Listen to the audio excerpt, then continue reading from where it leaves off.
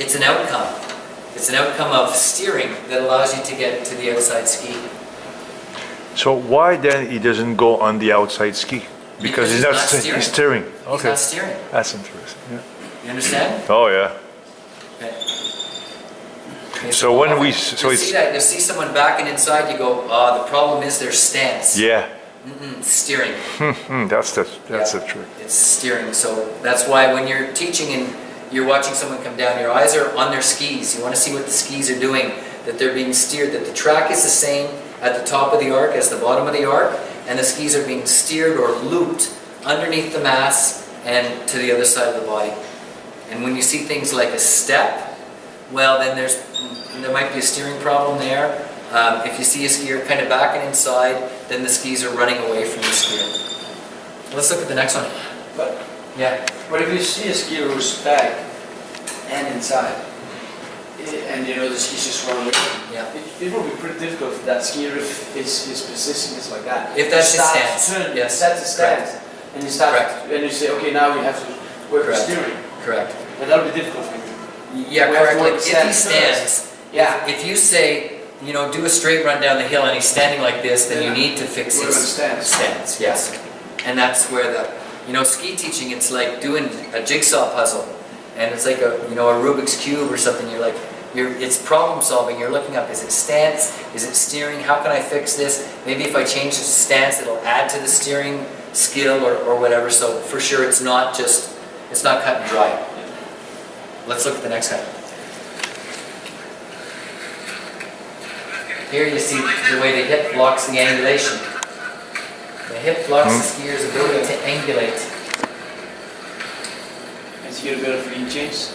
Yeah. See that hip. So again, I've done this before. If I want to pick up that glass, and I stand beside it, I can only pick up that glass once I clear my hip. Once I have separation like this, then I can bend down and pick up the glass. As long as the hip is blocking, if the hip's like that, I can't get down there. And you see this girl, and she's trying to angulate, but the turning effort is like this, so she gets stuck because of the hip. So we need to get a lower body turning effort developed with this skier, and stuff like javelin, bracage, anything that's going to teach that skier to do that. Any wedge, snowplow, power plows, that kind of thing is going to help the skier because, again, a power plow will put the skier like this, which is different from being that way. It's very difficult to do a wedge, a snowplow, and not have separation because the turning effort is built into the wedge. When you're coaching someone like this and you want them through exercises like snowplow or power plow, something like that, make sure that they maintain the wedge. Because that skier, because of the way the hips are, that skier is going to feel really comfortable once the skis come parallel. So you've got to stay on that person, coach them, and get them to maintain the wedge so that they can maintain the separation between the hip and the outside ski.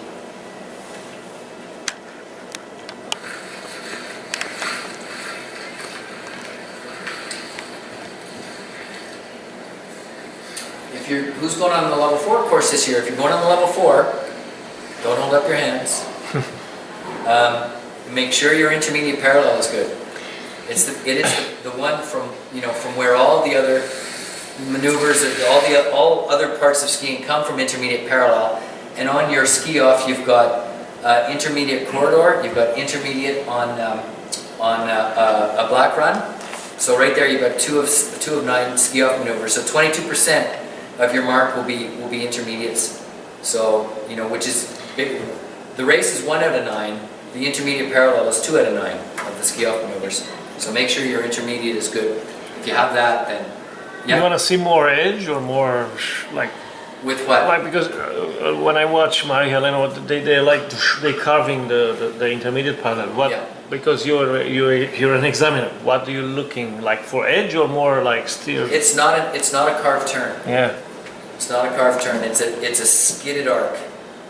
So that's what we're looking for. Yeah, we're looking for a skidded arc, and then when it's a corridor, you're looking at symmetry. Yeah. And on a black diamond run, you're looking to see that the skier can steer the skis underneath the body and pass the body into the new turn while simultaneously turning the legs. Okay, let's look at the next gear. And then we got bracage. I mean, bracage is like intermediate parallel in a sense. Because I see everyone like it's on edge, like Okay. Okay, you can see this gear needing angulation and separation. Okay, skier skis like that. Like this here. So we've got to get this. You know, the body, anytime your body moves the same direction as your skis, you're off balance. You've got to, certainly it's got to move slower. The upper body, if it goes in the same direction, should move slower than the rotation or turning effort of the lower body so that you can create angles and balance to the outside. If your body is moving the same as the lower body, then you're going to be off balance. When I walk like that. Here, let me see if I have my walk right. I'm not sure if I have my walk right. So when the left leg goes forward, the right leg goes forward, the left hand goes forward this way. So you're actually in life, everything you do, you're going opposite. Like that, you go opposite. So in actual fact, that leg comes forward and the right side of the body comes forward here, and then opposite, like this. And skiing's the same. If you're doing short turns, you go here, this way in a short turn, and here. If you're doing this, then you're walking like that.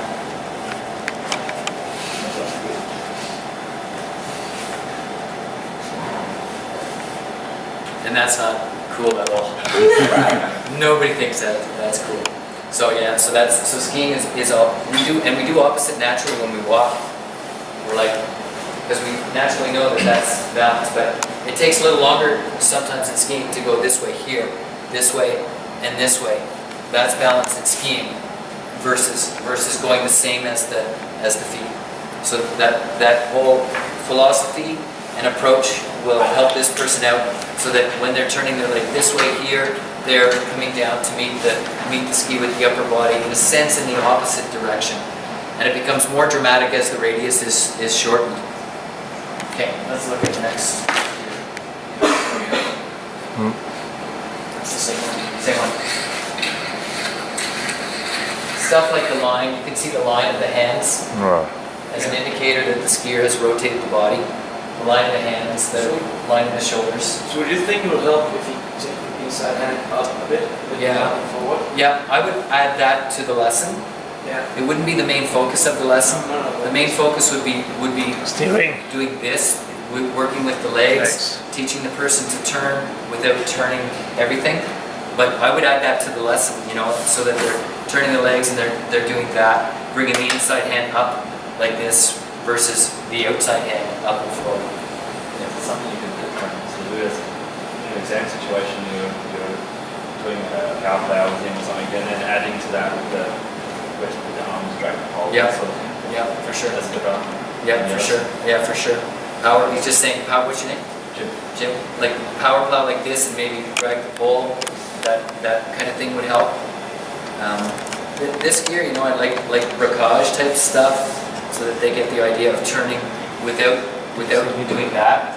If you just ask the person to do bracage, for example, and if they kept those mechanics and the person's bracage would look like this here.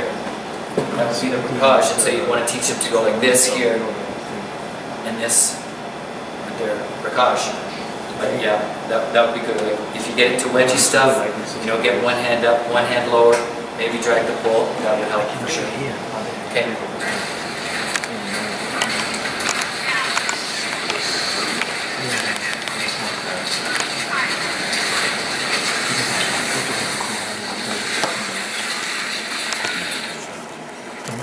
This guy is doing something. Michelle!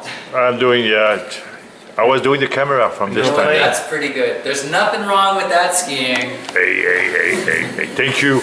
Awesome. That's Michelle, our cameraman. Oh, hockey stops. And the hip Good. comes around. Good, you can see the hip coming around. Huh? So stop, pause it here at the end, keep going. Pause Like at the now. end.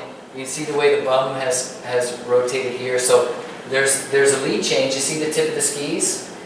Tip of the skis have a lead change, that lead, and it's reflected in the knees actually, look, the knees are like that, the tips are like this, the shoulders are like that, but the hip, that inside part of the hip has to come forward, so the hip has to be like this. There's the hockey stop, rather than that. Can you play it there, you can see the hip coming around.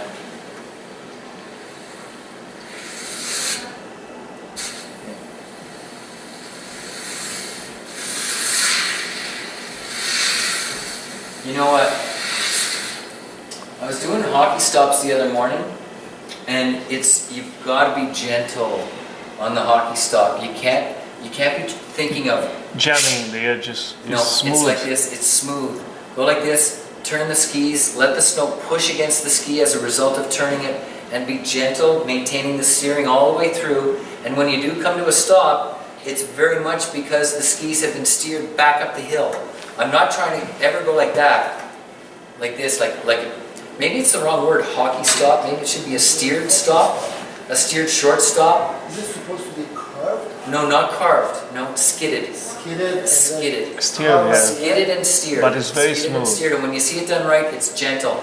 It's this here, allowing the snow to press against the ski, and then bringing the ski around and back underneath the skier, with the skis being directed kind of back up the hill. And that's what the stopping effect comes from the skis being steered this way, and the body coming down to the ski that way in balance. Not Like across this. the fall line. Sorry? You're not supposed to finish across the fall line. No.